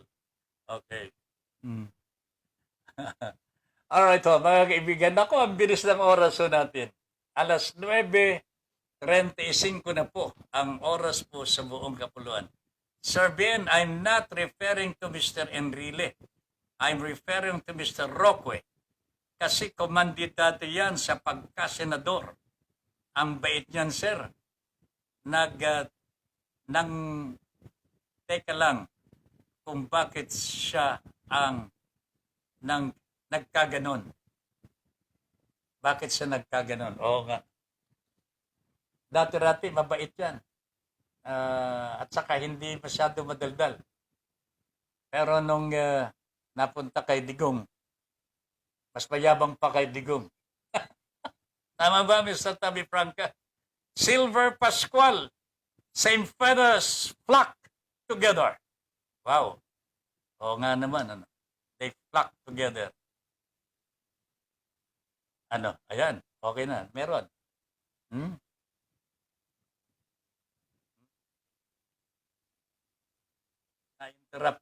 Na-interrupt po. Nawala yung mga ibang ayan, Carol Balianas. Good evening po. And mag-ano kayo ha? Yung mga hindi ko nabasa, nawala, nakurap yung aking binabasa. Hindi, nakurap. Sabi ho, na-interrupt. Pero ang sabi ko, nakurap. Pareho din yun. Nawala eh. So, yung mga comments po ninyo, please try to file them again para mabasa po natin. Okay? Alright, mga kababayan ho natin. Ano yan? Okay. Kausapin po natin ang isang OLA victim po. Okay? Tuloy-tuloy po ang ating pagkikipag-ugnayan sa kanila. At least para maalala po natin na hindi pa po tapos ang laban. Na lumalaban po ang mga biktima ng OLA. Wag po natin silang pababayaan. At wag po natin silang lalaitin. Kung sila man po, mga kamag-anak po ninyo, naging biktima po nito, intindihin po ninyo sila. Hindi nila gustong umutang para makautang lang. They went to have something. And they found the online lending easy access. Oh? At ang paniwala po nila, hindi sila lulukohin. Ang problema po itong mga online lenders, hindi naman mga Pilipino eh. Ang Pilipino ho dito, mga kolektor, yung mga nagmumura. Pilipino pa. Okay? So ito po yung problema ho natin. Marami na pong mga naging biktima. May mga nagpapakamatay na at talagang natrotrauma po. Sana maintindihan po nila natin ang kanilang pangangailangan. Kung mapapansin ho ninyo, lahat ng kwento ng mga online victims, pare-pareho po eh. Halos pare-pareho ang modus operandi ng mga kolektor. Problema lang, hindi mo sila makikita eh. Kaya lakas ng loob. Pero wag ko kayo mag-aalala sapagkat we have good investigators in the government. Magtataka po kayo, di ba? There are instances when there is a crime committed in your barangay. Hindi nyo alam kung sino ang pumatay, halimbawa, o ka nagnakaw. Kahit medyo matagal, ang pagkakahuli, nahuhuli po eh. Kasi alam ng pulis kung paano sila hanapin. Maraming pamamaraan yan. But then again, sabi ko nga, there has to be a complaint. There has to be a case filed para may dahilan para sa paghahanap. Diba? Kung wala, hindi. They have other things to do. Pero kung may kaso, kailangan tapusin yan. And this is the reason why we need to file a formal complaint with any government agency that is concerned dito po sa online victims. Okay? Areglado. At tabayanan po ninyo at kakausapin po natin ang isang biktima ng online. Pero lipat tayo sandali sa politika ho. Mukhang nagsalita na kahapon ang Vice President Leni Robredo. Mukhang dire-diretso na po ang kanyang intensyon na magiging Pangulo ng Republika ng Pilipinas representing isang sambayan, isang bayan. Okay? Nila Mr. Carpio at Sonny Trillanes. Ito na po ang oposisyon to President Rodrigo Duterte's administration. So, hindi pa rin ho naaalis ang desire ni Madam Leni Robredo na pumasok sa local elections. Pero at least inamin po niya sa kanyang programa na hindi po naaalis sa kanyang isipan din kahit papaano, naiisip din po niya ang kalagayan ng ating bansa ngayon sa pamumuno ni Pangulong Rodrigo Duterte. And that is also the reason for her desire to run for the presidency kasi ayaw niya na maulit-ulit pa po ang dinaranas po natin sa panunungkulan ni Pangulong Rodrigo Duterte. And for that reason, mga kababayan, palakpakan natin si Ma'am Leni Robredo. Di ba? Ayan. Ayan. Palakpak ko yun, hindi tawa. Ibang napindot ni Tata Ben. So anyway, sana ituloy na po ni Ma'am Leni ang kanyang hangad na makatulong sa pagbabago sa ating bayan.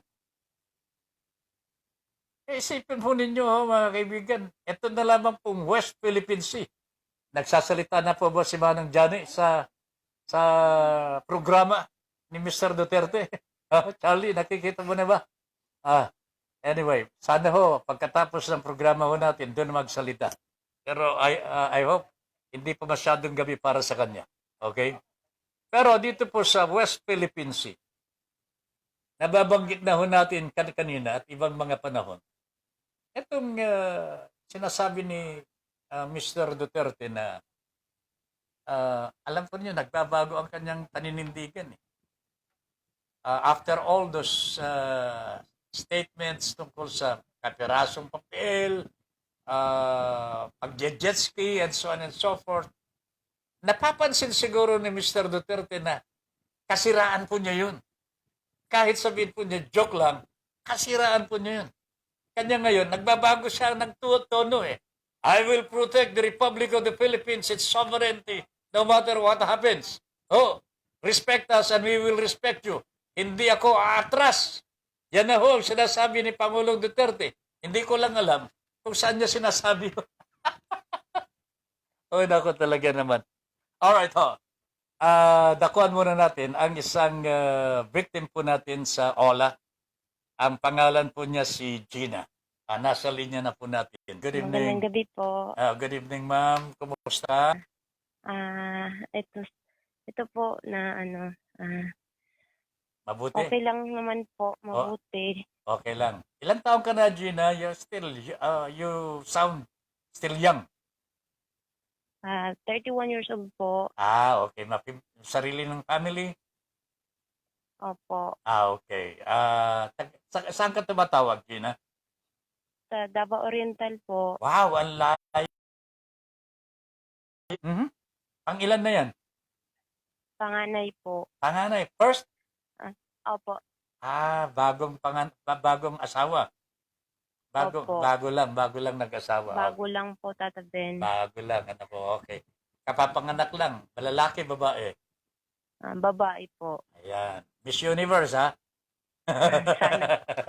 Alright. Gina. Okay. Kwento mo naman sa amin. Anong nangyari? Yung last February po, nag-loan ako sa Madalian Loan, Tata Ben. Tapos, ang due date ko po is February 18. Hmm. Tapos yung due date ko po sa papanganak po Tapos yung due date ko sa OLA po is February 13. 13. Okay. Tapos po, February 12 po, nanganak ako. Nauna. Opo. Okay. Tapos, ayun po, yung pangbayad ko po sa OLA, dapat ginagamit ko po sa panganganak ko po. Natural. Tapos, na hindi rin ako nakalabas agad kasi may infection yung baby ko.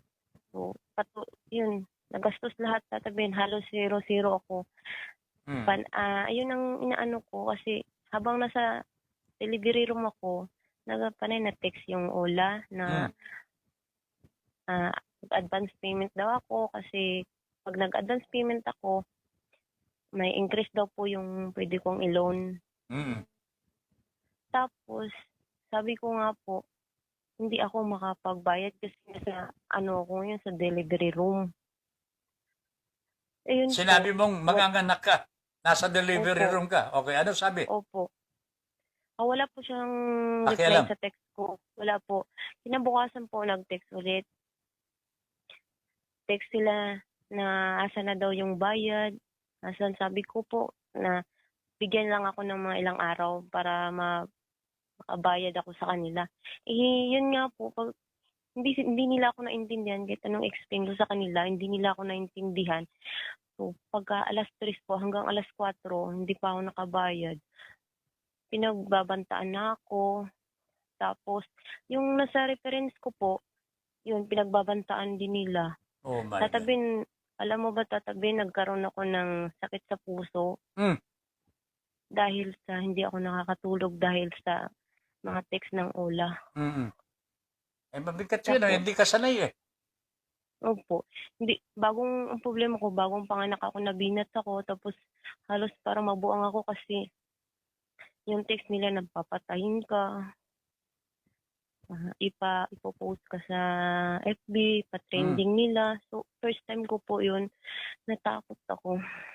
Tapos, halos hindi ako makatulog para ako mabuang. Nung sobrang panay na sakit ang dibdib ko, so, nagsuggest na yung asawa ko na magpa-check up. Ayun nga po, may mga blood clots po nga umaano sa puso ko po. Naku, Diyos ko po. So, tapos ngayon po, kailangan ko pa ng second echo po. So, mas malaki pa po yung nagastos ko sa na-loan ko sa OLA. Oo. Magkano na-loan mo, Gina? Ano lang, 6,000 po. Tapos yung napunta sa akin is 4,200 po. Tapos yung mababayaran ko is 6,220. My God. Really? Ganon kalaki ang interest? Opo. Tapos hindi mo pa makuha ng buo. Tapos yung ano lang nila is 7 days lang po. Instead of, di ba, 91 days yan dapat? Opo, nakalagay doon 91 days. Hindi naman 91 days, 7 days lang po. Mali siguro nakasulat, hindi 91, 7 days. Ayaw nilang sabihin na 7 days lang. Opo. Hindi pinaalam sa inyo na 7 days lang nung hindi ka pa Hindi. nakakukuha. 91 days talagang alam mo. Kasi akala ko din po ganun ang nila 91 days. Pag tingin mo, 7 days. Tapos ganun kalaki yung halos kalahati po ng makukuha. May interest pa. Sobra pa yung nila sa sagad-sagarin kanila. Grabe talaga yan. So, kumusta ka na? Kumusta ka na, Gina? Nagpapasalamat ako kahit pa paano nakakawala ng stress yung yung isang pinasinalihan ko po na grupo sa mga biktima po na OLA. Mhm. Kasi medyo nakakatulog na ako ng maayos. Hindi lang pala ako yung nabiktima, kundi marami din pala kami. Oo nga. Diyan po sa Davao, Del Norte, ano? Davao del Sur. Davao Oriental po, Oriental. Tata Ben. Opo. Marami ba kayo dyan? Meron pa bang Hindi ibang biktima? Hindi ko po na alam, Tata Ben, kung ilang kaming biktima na gano'n dito sa Davao Oriental. Siguro alam ni Perry yan, ano? Kasi kung meron Siguro, pang mga biktima dyan, maybe you can communicate with them. Kasi mahirap naman sa inyo, pupunta pa sa Manila para mag-file na ng reklamo. Kaya, di ba, magpatulong. opo. There will be some other media people there siguro na makakatulong po sa inyo. But more importantly, makapag-file tayo ng reklamo sa NBI man lang o Philippine National Police, Anti-Cybercrime Division. Yun, Mm, ayun nga po. Yung sa reference ko po, dinamay po nila, pinagbabantaan din po. Tapos, tinext pa nila na mag, mm, daw po mag-order po sa Shopee worth of 50,000 po. Tapos sa kanya i-charge po, oh my God. Tata Ben. Ano ba yan? Tapos nagalit na sa akin yung nasa reference ko po, pinagmumura na ako, bakit ko daw sila dinamay. Oo nga, hindi mo naman alam. O yung nga po sabi ko naman kasi sa reference ko na pag kaya sinadya ko na ilagay kita, kaya in case na hindi nila ako makontak, ikaw yung makontak nila. Wala naman ako intention na ganun pala sila. Yun ang galit Dinamay. yan ang labag sa batas eh. Anti-privacy law yan eh. Yung mga details na ganyan ng pag-aari ng iba, pero connected sa iyo, that because you are the victim, bawal na bawal sana yun. Kaya dapat ito talaga isuplong sa mga may kapangyarihan para maimbestigahan talaga. Bawal na bawal sa batas yan eh. Yung mga details about your personal information ay bawal na bawal yun eh. Yung ipangangalandakan sa iba, ibubulgar, and so on and so forth. Pagkatapos pananakot, mga pahihiya ho kayo, bawal na bawal sa batas. Kailangan isumbong natin sa mga kinukulan para matigil yan. Okay, Gina? Opo, Tata Ben. Mm-hmm. So, sige, kung ano man, medyo tignan-tignan mo sa area, kung meron ka pang mga kasama dyan, alam ko, hindi kayo po pwedeng hindi naman po pwede mag-file ka na nag-iisa. Opo. Nag-file ka na ba? Ay, ako po wala pa po, Tata Ben. Okay. Kasi hindi ko pa po maiwan yung anak ko. Oo nga. Okay. Dapat, sige, pagka medyo check mo yung mga Facebook mo, titignan mo kung meron pang mga ibang mga biktima dyan and try to communicate with them. At pati kay Perry, baka alam ni Perry na meron pang mga dyan sa Davao Oriental. And maybe you can communicate with them and coordinate your efforts. Ha? Gina? Opo. Salamat po, Tata Ben. You're welcome. At alagaan mong mabuti yung baby, ha? Ilang buwan na? Opo, 3 months po. 3 months na. Naku, maliit-liit pa, Sige. Maraming salamat, Gina, ha? Maraming salamat. Good night. Stay safe. Alright, mga kaibigan, kaawa-awa naman po ito. Tignan ninyo, kapapang hindi maintindihan. Mga tarantado talaga itong mga ito, online na loan sharks na ito. Nakapanganak yung alin. Hindi ba nila alam kung ano yung nararamdaman ng isang babae na kapapanganak? Nasa delivery room. Pagkatapos sisingilin mo, tatakutin mo. Anak ng kating talaga, buntis na hindi mo papapanganak. Ano ba ito? Lalo na ngayon, Charlie Fry, lalo na po ngayon na puro patay na karamihan ng mga kinukwento ni Manong Johnny. Mas lalong madali na sa kanyang gumawa ng kwento ni Lolo Basyong. Dead man tells no tale. ang patay na, ang taong patay, hindi na makakapagkwento. Kanya, kung siya po ang pinakamatanda na nabubuhay mula nung kay Marcos hanggang ngayon, mga kaibigan, napapaniwalaan po siya ng taong bayan. Pero, mga kababayan, mag-isip-isip po tayo. There must be ways of finding the truth.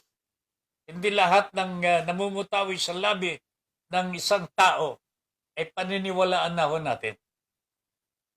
There are so many ways of looking for the truth. Makikita at makikita po natin ang katotohanan. Okay?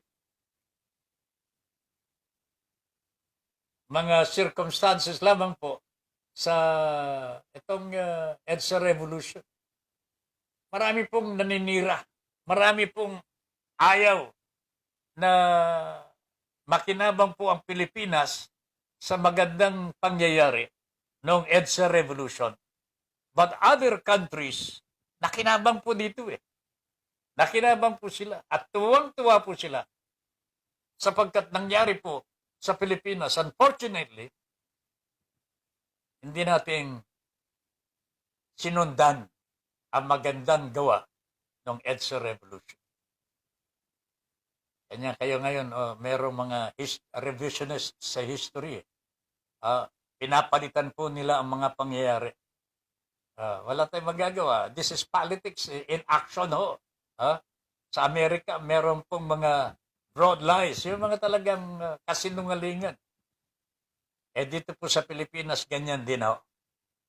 And probably tonight, makakarinig po tayo ng hindi pa ninyo nadidinig mula sa isang tao na nagsilbi sa Pilipinas sa lahat ng mga pangulo ng Republika ng Pilipinas. Alright? Asko, Tata Ben, Typhoon, good evening po dyan. Alas ko po ito. Ayan, thank you very much. Umalis na ako. Kwentuhang lasing lang yan. Sabi ni Charlie. Ganun ba? April Rosie. Opo. Okay. Jose Ramos Tabi Franca. Sir Ben, sa ngayon, nagsasalita si Manong Johnny. Yan ang tunay na matalino. Mabuhay ka, Manong Johnny. Gusto ko, happy ka. Okay. Alright, happy ka ba talaga? Go. Perfecto T. Bordalio. Pero Senator Win Gatchalian, isa sa mga pag-asa natin. Pero kailangan makipag-ugnayan po tayo sa kanya sa tweet-wina. Sir Ben, ibinulgar ni Manong Johnny ang tungkol sa West Philippine Sea. Kaya pala sir, hindi bitawan ng China ito dahil pala sa kayamanan yung pala ang makukuha natin na oil dyan kung sakali pwede ng pambayad ng utang ng Pilipinas. Tama ba yun, sir? Gusto ng China ang oil natin. Pero bakit po ibibigay sa China? That's our territory. Bakit ibibigay? What for? Alam niyo, nilalansi tayo talaga ng China and ito mga past presidents natin, those who are still alive, should know. Mabuti nga, nakapagsalita si Noy Noy minsan Pero this is about the Philippines po. This is about sovereignty. Dapat ho yung mga buhay pang presidente. Pagtatanungin na natin ito They should declare what is the truth about the West Philippine Sea. Ano bang ginawa ng China? Ano bang ginawa? Ano po bang pinagkasunduan kung meron man? Why did China, ito panahon ni Mr. Ramos po, mga kaibigan, Panganiban Reef, ano po ba yung dalawa? Yung magkakalapit po yan Pero ito, Panganiban Reef ang pinakamalaki. Nandyan na po yung military installation ng China. Noong mga panahon ng 1995, Mr. Ramos was our president.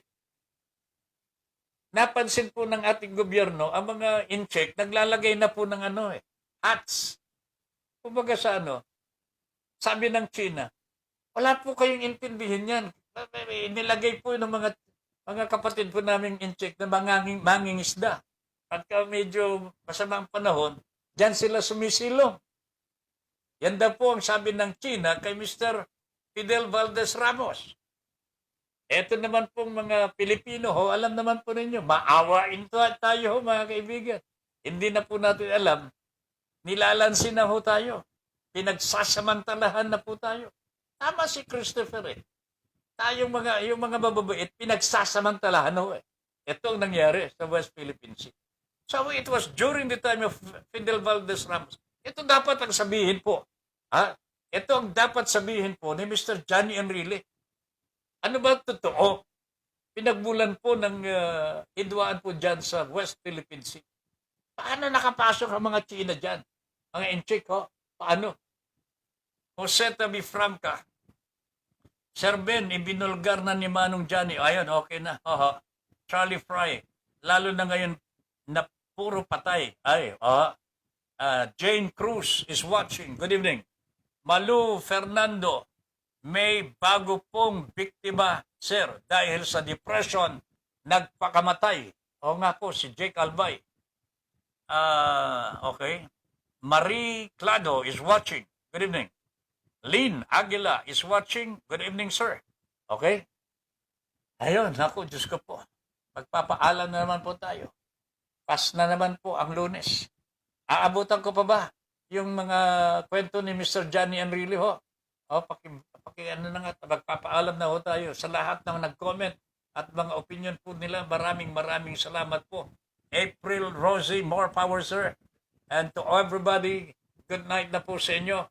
Tata Ben Pipon here, saying thank you very much for allowing us into your homes and for giving us the privilege to be of service to you. Tapos na po, sabi ni April Rosie. Good night, everybody! Inyong natunghayan ang makabuluhang pagtalakay sa mga isyong napapanahon. Hanggang sa muli, dito pa rin sa Broad Streamcast Communicators. Para sa malayang pamamahayag. Your Honor, please. Maraming salamat po.